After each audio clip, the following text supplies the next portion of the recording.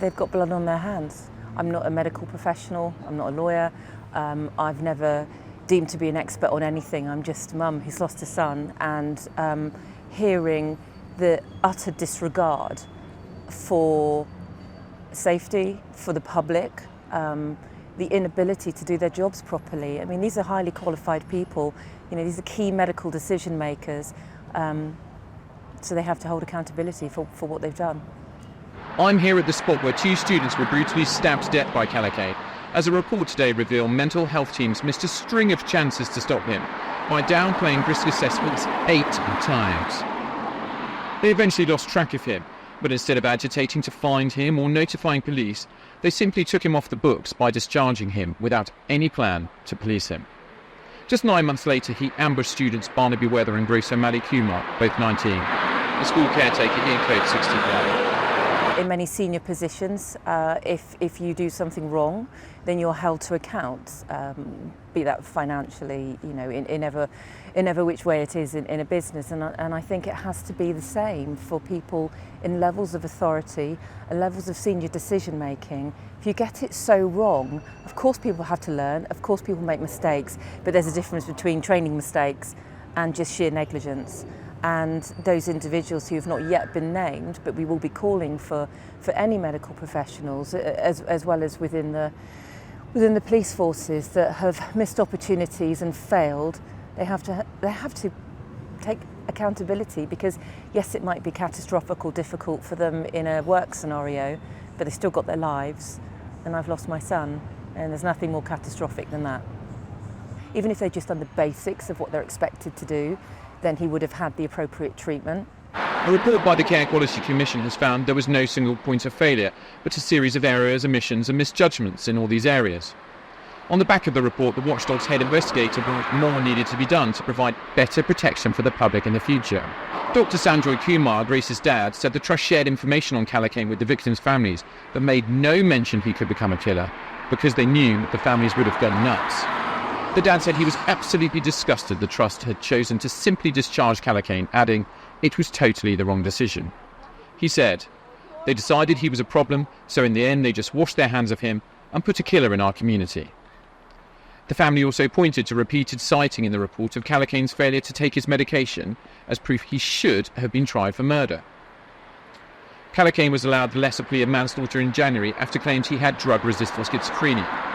But today's CQC report showed he instead had failed to take his medication, making him culpable, the family claimed.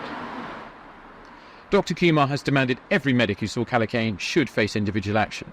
Where we have a very big issue arising is the fact that the word treatment resistance was used during the hearing. We had to suffer hearing for about 20 minutes that Calocane was treatment resistant, and therefore it wouldn't be appropriate for him to ever be in a prison because he wouldn't take his drugs because he was treatment resistant. Therefore he had to take this next level of medication, which was only available in secure units like Ashworth or Broadmoor or Upton. We found out in the CQC report, actually, he wasn't drug resistant, he was resistant to taking drugs. It's a very big difference. He took hold of the drugs, he just didn't physically take them, he stockpiled them. He chose not to take drugs. That's a huge difference. And we also know now that in Ashworth, where he's being treated, he's not on this next level of serious medication he could only have in a secure unit. He's actually on what he was prescribed anyway. And do you know what? It's working. Apparently, the violent tendencies have now abated. So I leave that question out there. Again, it's for the public inquiry, and it's for the people that have put an awful lot of sway on the use of that term to answer those questions when they're asked. We've been cautious all year and said, let's see how all of these investigations and reviews go, and there's been lots of promises. Some have come in, some are appalling, some are marking their own homework. Some, like the CQC, I believe is fair, it's pretty thorough. But what they're all doing is individual reporting, and we've heard from every single one of them, well, that's not in my remit, we can't cover that area.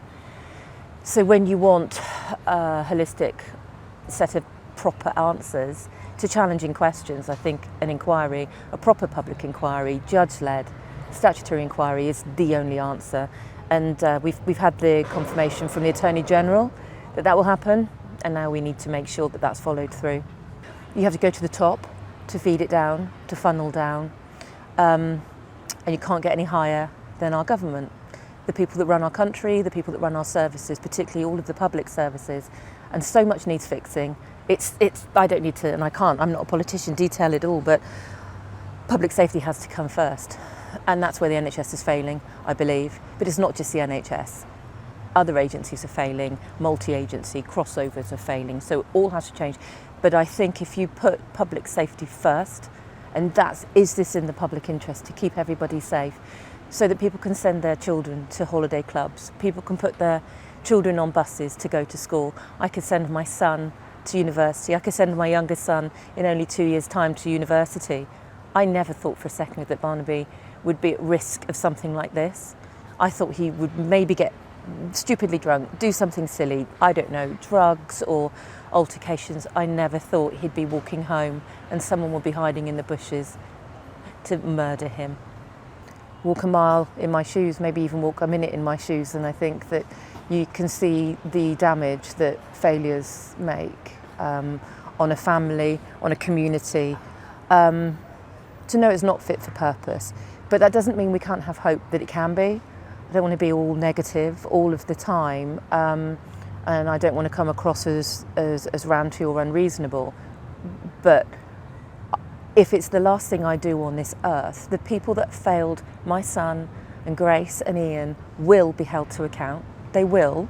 But also, we will learn and we will improve. We have to. This isn't a one-off. This isn't an exceptional case. There are countless cases all the time, and I've said from the beginning of this year, it's a case of when it happens again and not if, and it already has on multiple occasions. But it's already happened in the past, and lessons haven't been learned, and changes haven't been made, and maybe this time, if we make enough noise and we keep on, then actually things will change, because public safety, it has to come first.